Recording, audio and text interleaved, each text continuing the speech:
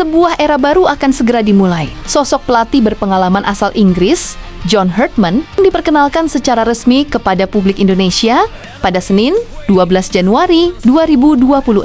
Momentum ini menjadi titik awal perubahan besar dalam perjalanan timnas Indonesia. Bukan hanya soal pelatih baru, tetapi juga tentang arah, karakter permainan, dan tentu saja komposisi pemain yang akan dibawa Herdman pada agenda internasional pertamanya bersama skuad Garuda. Ajang perdana yang akan dijalani John Herdman adalah FIFA Series 2026 yang rencananya akan digelar di Jakarta pada rentang waktu 23 hingga 31 Maret 2026. Pertanyaannya sekarang, berapa jumlah pemain yang akan dipanggil John Herdman dan siapa saja yang berpotensi masuk ke dalam skuad perdananya? Untuk mengetahui jawabannya, mari kita bahas ulasan selengkapnya.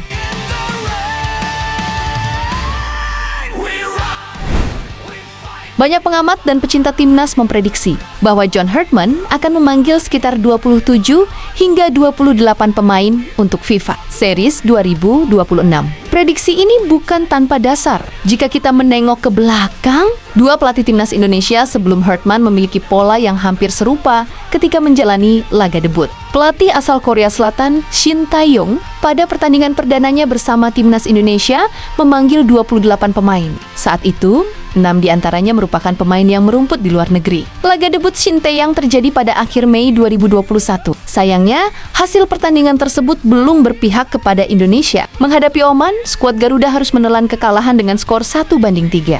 Sementara itu, Patrick Kluivert yang sempat memimpin timnas Indonesia dalam fase krusial kualifikasi Piala Dunia Zona Asia, awalnya memanggil 27 pemain untuk menghadapi Australia dan Bahrain. Namun, jumlah itu kemudian bertambah menjadi 30 pemain. Seiring rampungnya proses perpindahan federasi, beberapa pemain naturalisasi seperti Joey Pelupes, Emil Audero, dan Dean James. Hasilnya, di laga debutnya sebagai pelatih kepala timnas Indonesia, Kluivert harus menerima kenyataan pahit. Indonesia kalah telak dari Australia dengan skor 1-5. Dari dua contoh tersebut, kita bisa menarik satu kesimpulan penting. Jumlah pemain yang dipanggil memang krusial, tetapi kualitas adaptasi dan chemistry jauh lebih menentukan hasil akhir.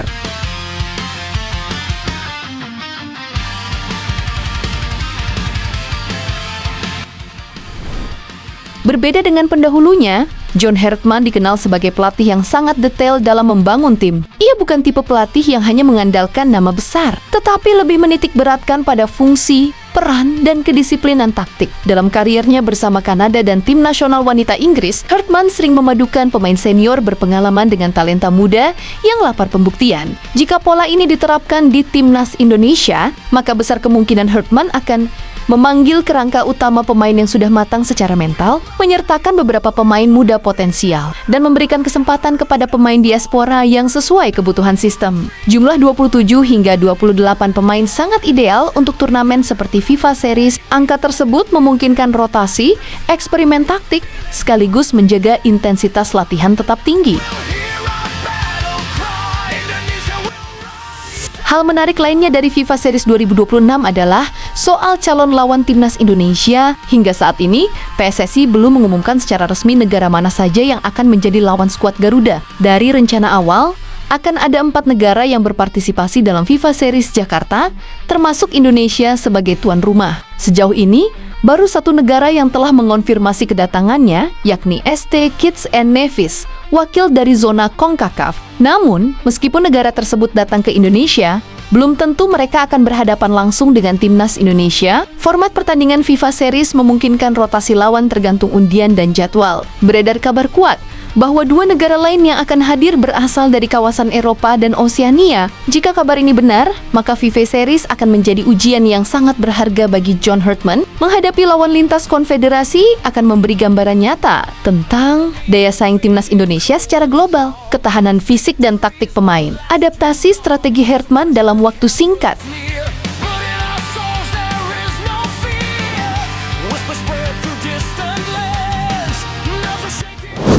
Tidak bisa dimungkiri, laga debut selalu syarat tekanan. Apalagi, John Herdman datang dengan reputasi besar dan ekspektasi tinggi dari publik Indonesia. Namun, satu hal yang perlu digarisbawahi, FIFA Series bukan soal hasil semata, tetapi tentang fondasi. Publik seharusnya melihat ajang ini sebagai proses pembentukan karakter tim.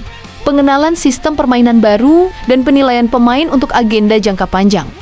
Jika John Herdman mampu menunjukkan struktur permainan yang jelas, disiplin taktik, serta progres antar pertandingan, maka hasil akhir akan mengikuti dengan sendirinya.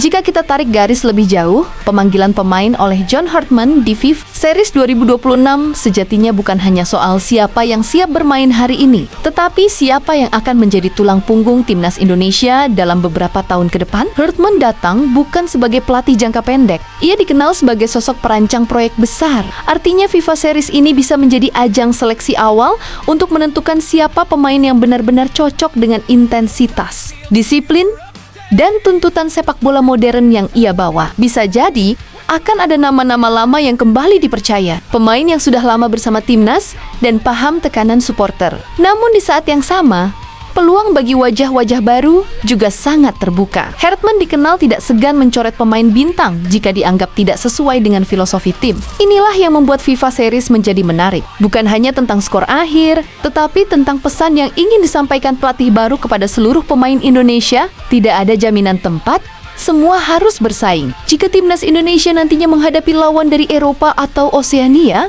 maka tantangan akan semakin nyata. Tempo permainan yang lebih cepat, duel fisik yang lebih keras, serta disiplin taktik yang tinggi akan memaksa para pemain keluar dari zona nyaman. Namun, justru disitulah nilai pentingnya. Di sanalah John Herdman bisa mengukur sejauh mana mental bertarung, kecerdasan bermain, dan daya tahan pemain Indonesia di level internasional. Publik Indonesia tentu berharap debut Herdman berujung kemenangan.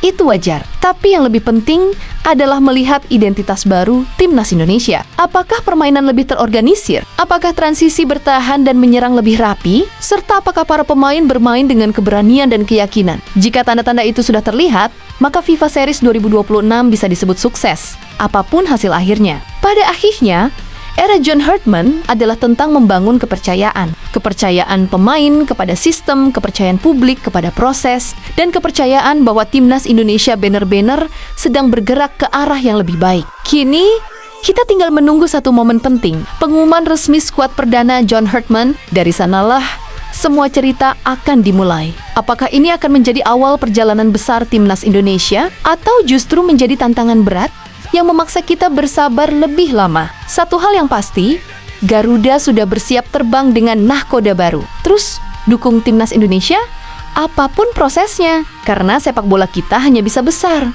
jika kita tumbuh bersama.